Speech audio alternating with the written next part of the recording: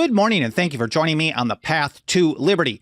I'm Michael Bolden with the 10th Amendment Center, and this is the Fast Friday edition of the show for April 15th, 2022. And today I'm covering the seventh and last of a series of papers by one of the most prominent anti-federalist writers, Cato. And on this episode, I'm going to start out with a very brief overview of his issues with Article 1, Section 4 and election regulation. Then I'm going to highlight.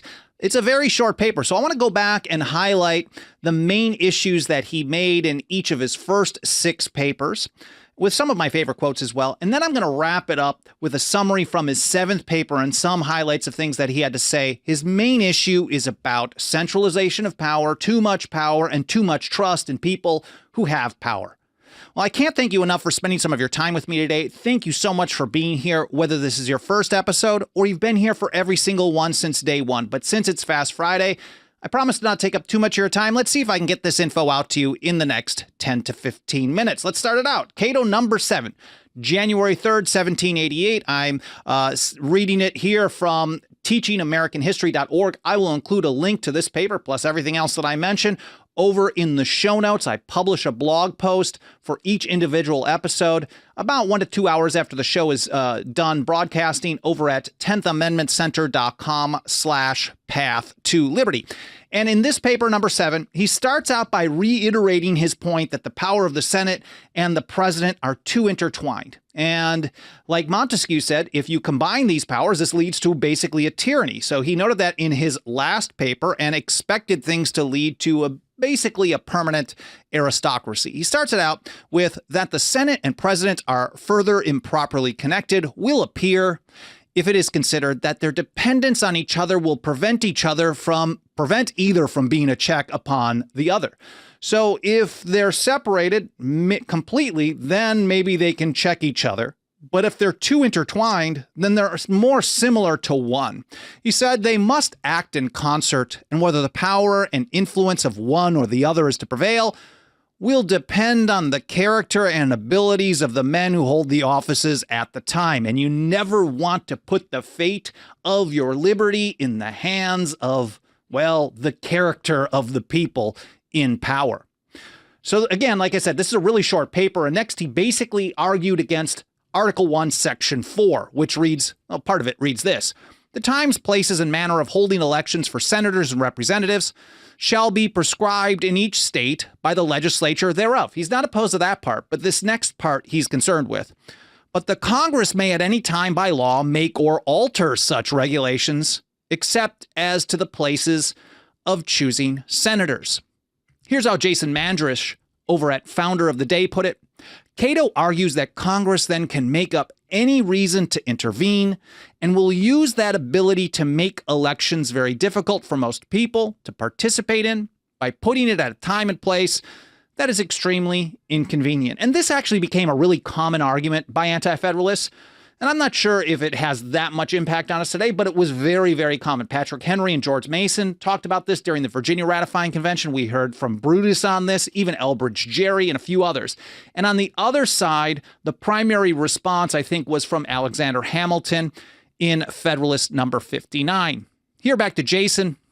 He says, Cato then concludes this series of anti-federalist papers with one last claim that the Constitution is too open-ended, too ill-defined, too indefinite, and too much power in too few hands. And I think he was really consistent on this kind of messaging throughout all of his papers. For example, in his first one, he just started out, he was urging people to be cautious about adoption, coming off as very even-handed, but he also hinted right off the bat that, well, there's this kind of power regarding standing armies that should be alarming. Then in his second, he actually is responding to an author using the name Caesar. Surprise, surprise, it was probably Alexander Hamilton. And Hamilton, or Caesar, was basically arguing, look, you guys have to ratify this as is. There is no chance for another convention. There is no chance for amendment. There's no chance for changes, no chance for nothing. Take it as it is, or you're going to get it with Washington at the head of an army forcing it upon you. And Cato's basically saying, like, look, if advocates of this system are willing to force it down our throats, we really have a serious problem on our hands. He gets back to the path of addressing the Constitution itself in his third. And then there he's citing heavily Montesquieu and Locke, warning that centralization or consolidation of power or both leads to a government that can only exist by the sword, by force. You're not going to get much voluntary compliance when you have a one-size-fits-all solution for a large country. It's just not possible because there's too many different viewpoints, and you're going to end up with a government by force. And I think he pretty much called it. Then in the fourth, I think, in my view, he was actually probably one of the first, if not the first, to really give a good examination of the executive branch. And here he predicted, and I titled this episode, and I have all these episodes that I covered over at 10thamendmentcenter.com/path to liberty. You got to scroll to the bottom to find the ones, the episodes on Brutus and then the Cato Anti-Federalist papers. But here he was concerned, well, are we going to have a president or are we going to have a king? And he predicted that the executive branch would, quote, tend either to the establishment of a vile and arbitrary aristocracy or monarchy, with and he expected a permanent class of elites from ruling us from on high. Sounds familiar, doesn't it? And then in the fifth paper, he reiterates some issues again with the executive branch, but then rips into the structure of Congress. He warns that the system will not prevent, quote, the unbridled ambition of a bad man.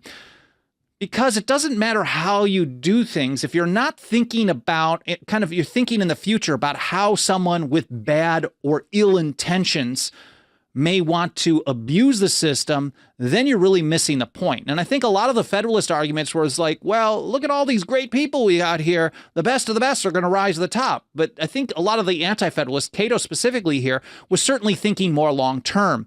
And again, it would not prevent the unbridled ambition of a bad man. We've had a heck of a lot of those over the years.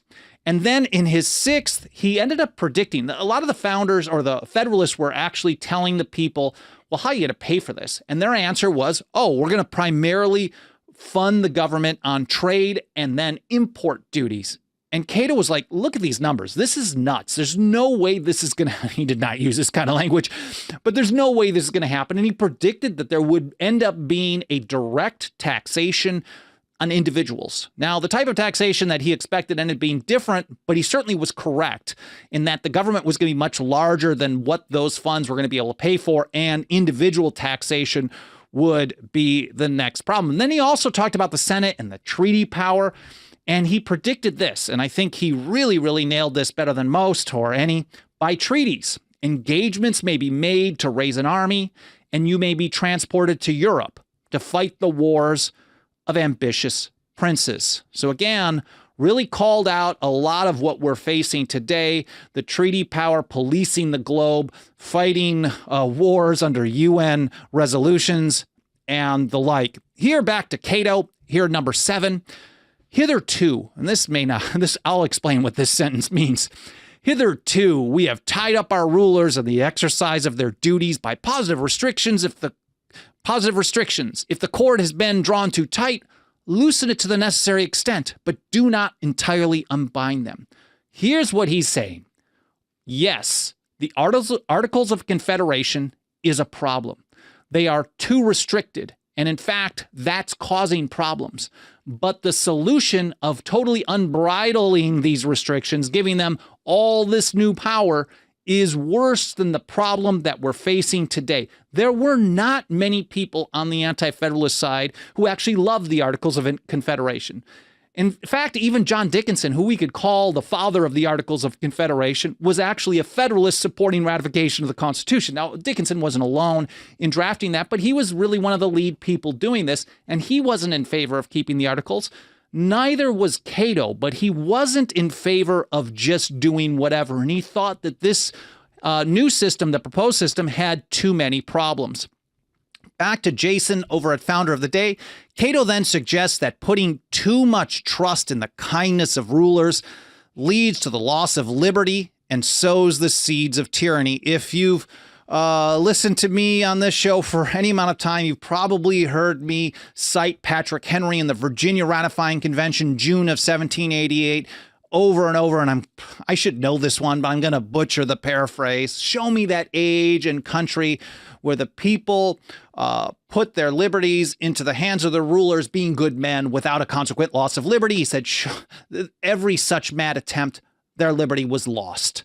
And this was a common refrain, a common message from the Anti-Federalist camp, that if you have to actually trust people to be good when they're in government and do the right thing, you're really in big, big trouble. Here's how Cato put it in his 7th paper. I am no enemy to placing a reasonable confidence in them, but such an unbounded one as the advocates and framers of this new system advise you to would be dangerous to your liberties. He was a student of history, like so many others at the time, like very few of us today. He said, it has been the ruin of other governments and will be yours if you adopt with all its latitudinal powers unlimited confidence in governors as well as individuals is frequently the parent of deception. Then again, he goes, before he closes out, he again cites Montesquieu, who observes that, quote, the course of government is attended with an insensible descent to evil. This is just how government goes. You start one, and then over time it expands and descends towards evil. Montesquieu continues, and there is no reascending to good without very great efforts.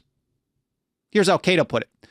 The plain inference from this doctrine is that rulers in all governments, not some, not most, not a few, not here, not only over there, but all governments, he said, will erect an interest separate from the ruled, which will have a tendency to enslave them. There is, therefore, no other way of interrupting this insensible descent and warding off the evil as long as possible than by what? He said, by establishing principles of distrust in your constituents and cultivating the sentiment among yourselves. And I think that's a great way to wrap up this series. Basically, don't trust government. Don't give them power. Don't give them too much power. No matter what power they have, still don't trust them. Even if you like them, don't trust government ever. Well, I hope you enjoyed this episode. I hope you've enjoyed this whole series. I hope you've learned something. That's more important than anything. If you support what we're doing, you support this message that we're getting out, you can put your financial faith behind our work over at 10thamendmentcenter.com/members for as little as $2 a month, and we make it go a long, long way in support of your liberty. You can also help us spread the word by smashing the like button on the video platforms, leaving comments, subscribing, leaving a review on Apple Podcasts or any other podcast platform. All that stuff will help trigger the algorithm and tell it to show the program to more people. Again, 10thamendmentcenter.com/path to liberty, where you can find all of these anti-federalist papers, episodes plus episodes on all kinds of other topics as well. I really appreciate you spending some time with me today. I hope you have a great weekend, and I'll see you next week here on the Path to Liberty.